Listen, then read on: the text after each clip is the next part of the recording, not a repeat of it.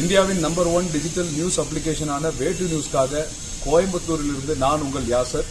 இன்னைக்கு நாம கோவை மாநகராட்சி பீளமேடு பகுதியில் இயங்கிக் கொண்டிருக்கும் அரசு ஆரம்ப பள்ளியில தலைமை ஆசிரியராக இருக்கக்கூடிய கல்விச்சுடர் திருமதி சகுந்தலா அவர்கள் நம்மை நேற்று தொடர்பு கொண்டாங்க. தொடர்பு கொண்டதுக்கான காரணம் என்னன்னா, நேற்று அவர்கள் பற்றிய செய்தி பாத்தீங்கன்னா நம்மளோட வேட்டு நியூஸ்ல வந்துருந்துச்சு. என்ன செய்தின்னா, டிராபிக் விழிப்புணர்வு பற்றி குழந்தைகளிடம் அவர் பாடிய பாடல் நம்ம வேட்டு நியூஸ்ல செய்தியா இடம்பெற்றுச்சு. அதை அவங்க பார்த்துட்டு ரொம்ப மகிழ்ச்சியோட நம்மளுக்கு தொடர்பு கொண்டு இந்த மாதிரி அவர்களோட செய்தி வந்ததை பெருமையா சொல்லியிருந்தாங்க. அதனால நாம இன்னைக்கு அவர்களை நேர்ல சந்திக்க வந்திருக்கோம். வணக்கம் மேடம். வணக்கம். என்னோட பேர் யாசர். நான் வேட்டு நியூஸ்ல இருந்து வந்திருக்கேன். உங்களை சந்திச்சதுல ரொம்ப மகிழ்ச்சி மேடம். உங்களை சந்திச்சதுல எனக்கு ரொம்ப மகிழ்ச்சி சார். சில வார்த்தைகள் உங்களை பத்தி நீங்க சார், என் பேரு கே சகுந்தலா. நான் மாநகராட்சி ஆரம்ப பள்ளியினுடைய தலைமை ஆசிரியராக 15 வருடமாக இருக்கின்றேன். என்னுடைய பணிக்காலம் 35 வருட பணிக்காலம் சார். மாணவர்களுக்காக நிறைய ரிட்டையர்டு ஸ்டேஜ் வந்தாச்சு. இந்த காலங்களில் அந்த குழந்தைகளுக்கு நம்ம ரிட்டையர்ட் ஆகிட்டாலும் நம்மளுடைய நினைவுகள் குழந்தைகள்கிட்ட இருக்கணுங்கிற ஒரு மோட்டிவ்ல நிறைய விழிப்புணர்வுகளை கொண்டு போயிட்டு இருக்கேங்க சார். நான் ரொம்ப ரொம்ப ரொம்ப மகிழ்ச்சி மேடம். அது இல்லாமல் நீங்கள் இப்போ இந்த விழிப்புணர்வு சார்ந்த, அதாவது நீங்கள் தலைமை ஆசிரியர் ஒரு பள்ளிகளுக்கு குழந்தைகளுக்கு பாடம் மட்டும் கற்பித்து கொடுக்கறது மட்டும் இல்லாமல் அதை தாண்டி சில அவங்களோட எதிர்கால தலைமுறை இப்படி இருக்கணுன்ற அக்கறை கொண்டு அவங்களுக்காக எழுதுறீங்க. ப்ளஸ் அவங்களுக்கு நல்ல விஷயங்களை எடுத்து வைக்கிறீங்க. இந்த ஆர்வம் உங்களுக்கு எப்போ இருந்து வந்ததுங்க? சார், எனக்கு எப்போவுமே இந்த ஆர்வம் இருக்குங்க. நம்ம இப்போல்லாம் சேனல் வந்துருச்சு, டிவி, செல்லு வந்துருச்சு. அப்போ அதுக்கு முன்னாடி எதுவும் இல்லாதப்பவும் நான் இதே போல தான் 35 வருடங்களாக நான் செய்து கொண்டு இருக்கக்கூடிய செயல்பாடுகள் இப்போ கொஞ்சம் வெளியில் வர ஆரம்பிச்சிருக்குங்க சார். நான் ஹையர் செகண்டரியில் இருந்தேன். பெரிய குழந்தைங்க புரிஞ்சுக்குவாங்க. இவங்க 10 வயசு குழந்தைங்க, சின்ன குழந்தைங்க. அப்போ அந்த குழந்தைகளை எப்படி புரிய வைக்கணும்? இப்போ பார்த்தீங்கன்னா, குட்டி காவலர்கள், நாம் உயிர் காவலர்னு உறுதிமொழி நாங்கள் எடுத்தோங்க சார். எல்லாருமே நீங்களும் எல்லாம் எடுத்திருப்பீங்க. அப்போ அதையே நாங்கள் எங்கள் குழந்தைகளுக்கு எடுக்கையில் நான் யோசனை பண்ணினேன். உறுதிமொழி எடுக்கிறோம், இது எப்படி எந்த வழியில் இந்த குழந்தைகள் மனசில் ரீச் ஆக முடியும்னு யோசித்தேன்.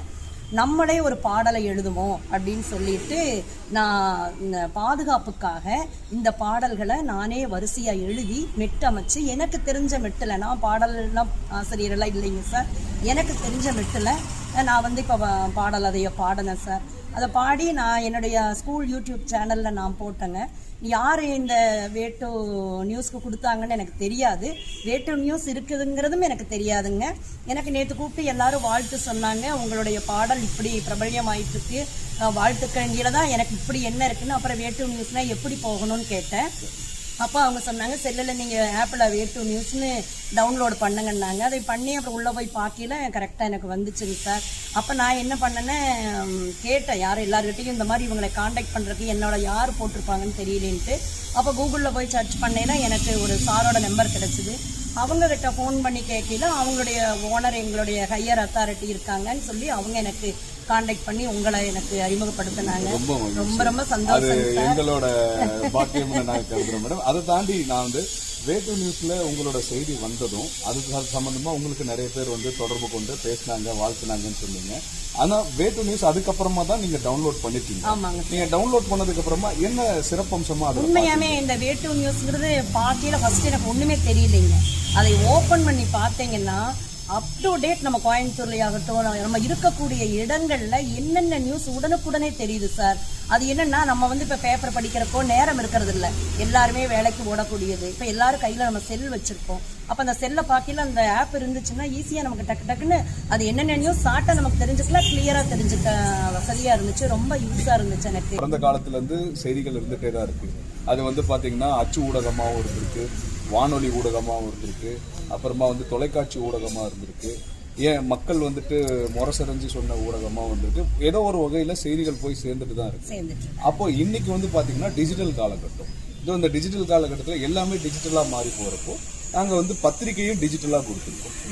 ஸோ அந்த மாதிரியான ஒரு விஷயத்த ஒரு தலைமை ஆசிரியா இத்தனை மாணவர்களை உருவாக்கி நாளைக்கு அவங்களோட எதிர்காலத்தை இங்கே நீங்கள் அடித்தளம் போட்டு அவங்கள அனுப்பி விடுறீங்க. ஸோ அதற்கு இந்த டிஜிட்டல் பத்திரிகை முறை அப்படின்றது வேட்டு நியூஸ் மாதிரி ஒரு டிஜிட்டல் பத்திரிகை முறை எந்த அளவுக்கு பயன்படும் நீங்கள் நினைக்கிறீங்க? கண்டிப்பாக இந்த வேட்டு நியூஸ் பயனுள்ளதாக இருக்குங்க சார். என்னென்னா, நம்ம இப்போ பஸ்ஸில் போகிறோம் வர்றோம், உடனுக்குடனே நம்ம பார்க்கலாம். நம்ம மற்ற நியூஸும் ரொம்ப பயனாக இருக்குது.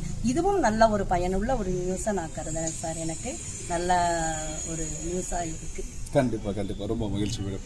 ஸோ ஏன்னா உங்ககிட்ட இந்த கேள்வியை கேட்கறதுல எனக்கு வந்துட்டு என்னன்னா ரொம்ப தெரிஞ்சுக்கணுன்ற ஆர்வம் அதிகமா இருக்கு. ஏன்னா நாங்க வந்து வெளியில இருந்து வெளித்தோற்றத்தை மட்டும்தான் பார்ப்போம். நீங்க ஒரு மாணவர்களை வந்துட்டு எந்த மாணவர் நீங்க அதுவும் அரசு பள்ளியை பொறுத்த வரைக்கும் இங்க படிப்புல வந்து குறைவா இருக்கிற மாணவர்களையும் பார்ப்பீங்க, மிதமா இருக்கிற மாணவரையும் படிப்பீங்க, நல்லா படிக்கிற மாணவர்கள், ஆனா எல்லாரையும் ஒரே கண்ணோட்டத்துல பார்த்து அவங்கள வந்து வளர்த்து ஆளாக்கி விடுவீங்க. ஸோ அப்படி இருக்கிறப்போ ஒரு தலைமுறை வெளியில போய் அவங்க வந்து அவங்களோட நாலேஜை வந்து வளர்த்துக்கிறதுக்காக அவங்களுக்கு எல்லா வகையிலையும் நீங்க வந்துட்டு டீச் பண்ணி தான் அவங்கள அனுப்புவீங்க, அவங்களுக்கு சொல்லிக் கொடுத்து. ஸோ அப்படி இருக்கிறப்போ வேட்டு நியூஸ் வந்துட்டு உங்களோட பள்ளியோட செய்தியை கவர் பண்ணதுனால நீங்கள் உங்களோட இதை உறவினர்கள் தெரிஞ்சவர்கள் எல்லாமே உங்களை தொடர்பு கொண்டு இப்படி பேசினாங்க அப்படின்னு சொல்லி சொல்லுவாங்க. இதை நீங்கள் வந்துட்டு உங்களோட மாணவர்களுக்கும் அவர்களுடைய பெற்றோர்களுக்கும் உங்களோட சொந்தக்காரங்களுக்கும் நீங்கள் பரிந்துரைப்பீங்களா வேட்டு நியூஸை? கண்டிப்பா நான் சொல்லுவேங்க சார். நேற்றே நான் சொன்னேன், ஏன்னா வேட்டு நியூஸ்ல எனக்கு எங்கிட்ட படிச்ச மாணவர்களே எனக்கு ஃபோன் பண்ணாங்க. காரணம் என்னன்னா அவங்க ஆப்பை வந்து டவுன்லோட் பண்ணி வச்சிருக்காங்க. நான் தான் எனக்கு தெரியல இந்த ஒரு ஆப் இருக்குங்கிறதே தெரியல. அப்ப எனக்கு சொல்லையில அப்ப நான் இப்ப என்னுடைய மாணவர்கள் பெற்றோர்கள்கிட்ட சொல்லையில கண்டிப்பா அவங்களும் வந்து ஆப்பை அவங்க ஏற்கனவே ஆப்பை டவுன்லோட் பண்ணியிருக்காங்க, இன்னும் மேற்கொண்டு அவங்க பண்ணுவாங்க. இப்போ நிறைய பேருக்கு தெரிஞ்சிருச்சுங்க சார் இந்த வேட்டு சேனல் இருக்குதுங்கிறதே. இப்போ சொல்லப்போனால் நான் இத்தனை வருஷம் சர்வீஸில் இருக்கிறேன், நானும் எனக்கே தெரியல. நேற்று இப்போ என்ன மாதிரி இருக்கிறவங்க எல்லாருக்குமே இப்படி ஒரு நியூஸ் இருக்குங்கிறது தெரிஞ்சிருச்சு. ரொம்ப பயனுள்ளதாக இருக்குங்க சார். உடனுக்குடனே தெரிஞ்சுக்கலாம், நம்ம டக்கு டக்குன்னு நியூஸ் தெரியறதுக்கு வாய்ப்புகளாக இருக்குதுங்க. இப்போ நல்ல விஷயம், குழந்தைகளுக்காக செய்த விஷயம் வந்து இப்போ நீங்கள் இந்த நியூஸ் இல்லைன்னா எனக்கு உண்மையாகவே தெரியல, எனக்கு எப்படி யார் கொடுத்தாங்கன்னு தெரியாது. அதே போல மற்ற பேப்பர்ல எல்லாம் எங்களுக்கு வருதுங்க, எல்லாமே பரவாயில்ல தான். இது வந்தது உடனுக்குடனே எங்களுக்கு வந்ததுனால எனக்கு ஒரு சந்தோஷம் ஆயிடுச்சுங்க சார். அதே மாதிரி இத்தனை வருட கல்வி பணிக்காக நீங்கள் பெற்ற விருதுகள் என்ன, இல்ல உங்களோட என்னென்ன இது பங்களிப்பு நீங்க கொடுத்துருக்கீங்க கலை இலக்கிய? முத்தமிழ் சங்கத்தின் மூலமாக கல்வி சுடர்ங்கிற விருது கொடுத்தாங்க சார். அப்புறம் கோயம்புத்தூர் அசோசியேஷன் மகாலிங்கபுரம் காலனி சார்பா சாதனை பெண் 2025 சொல்லி நான் கற்கை நன்றிங்கிற இந்த நூல் எழுதுனதுக்காக கொடுத்தாங்க சார். இந்த நூலை உங்களுக்கு நான் பரிசா கொடுக்குறேங்க சார். கண்டிப்பா நன்றி. கற்கை நன்றி, கற்கை நன்றே, கற்கை நன்றே, பிச்சை புகினும் கற்கை நன்றே. அதாவது பிச்சை எடுத்தாவது படிப்பு அவ்வளவு முக்கியம் அப்படிங்கிறது குழந்தைகள் மத்தியில கொண்டு வரணுங்கிறத ஒரு விழிப்புணர்வு சொற்களை கொண்டு நான் அதை எழுதியிருக்கேன். ரொம்ப ரொம்ப அருமையான பேரு, அருமையான விஷயம். ஸோ இதை தாண்டி நீங்க வந்துட்டு புத்தகங்களை எழுதியிருக்கீங்களா மேடம்? ஆமாங்க சார், நான் ஒரு பாடல் 32 பாடல்கள் கொண்ட வாகை சூடுவோங்கிற ஒரு புக்குங்க சார். கதைகள் கொண்ட சின்ன குழந்தைகளுக்கான எளிமையா புரியக்கூடிய முயற்சி வெள்ளங்கிற கதை, ஆசிரியரை பற்றிய வழிகாட்டு மொழி 3 புக்கு அச்சில் இருக்குங்க. அடுத்த மாதம் எனக்கு வந்து நூல் வெளியீட்டு விழாங்க சார். அது இல்லாமல் பார்த்தீங்கன்னா எனக்கு தமிழக கல்வி வளர்ச்சி ஆராய்ச்சி நிறுவனம் சென்னையிலைங்க சார் கர்நாடகா மேல்நிலைப்பள்ளியில் ஆசிரியர் செம்மல் விருது கொடுத்து சிறப்பித்தாங்க சார். தமிழ் இலக்கிய பேரவை மதுரையில் நம்ம பாரதியார் ஐயா பணியாற்றிய பள்ளியில சேதுபதி மேல்நிலை பள்ளியில அறிவழிச்சொட்டர் விருது கொடுத்தாங்க சார். நம்முடைய தினமலர் நாளிதழ்ல லட்சிய ஆசிரியர் விருது கொடுத்தாங்க சார். இந்து நாளிதழ்ல அன்பாசிரியர் விருது பாராட்டு சான்றிதழ் கொடுத்தாங்க சார். இந்த மாதிரி எனக்கு ஒரு 7-8 விருதுகள் நிறைய கிடைச்ச. முத்தமிழ் சங்கம் சார்பாக ஒரு விருது கொடுத்தாங்க சார். இப்படி நிறைய விருதுகள் இந்த வருஷம் எனக்கு கிடைச்சிருக்குங்க சார். நல்லாசிரியர் விருதுக்கும் நான் ட்ரை பண்ணிட்டு இருக்கேங்க சார். எனக்கு ஒரே ஒரு ஆசை சார், எனக்கு நம்முடைய அரசு கையால நான் 35 வருஷம் பணியாற்றிட்டேன். எனக்கு என்னோட அரசு சார்ந்து எனக்கு ஒரு அவார்டு, எனக்கு நல்லாசிரியர் விருது கிடைச்சா என்னுடைய ஓய்வு கால பணி வந்து ரொம்ப சிறப்பா இருக்கும்.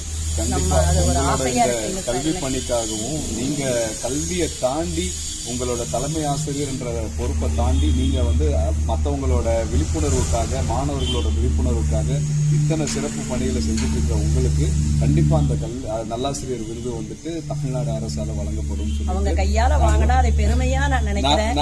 அந்த நாளை வந்து நாங்க அந்த நியூஸை கண்டிப்பா கவர் பண்ணுவோம். அந்த நாளும் எங்களுக்கு வரும், அந்த நல்வாய்ப்பும் எங்களுக்கு வரும்னு சொல்லிட்டு உங்களுக்கு நன்றி பாராட்டி விடைபெறுகிறோம். நன்றி மேடம், இவ்வளவு நேரம் பேசி மிக்க நன்றி.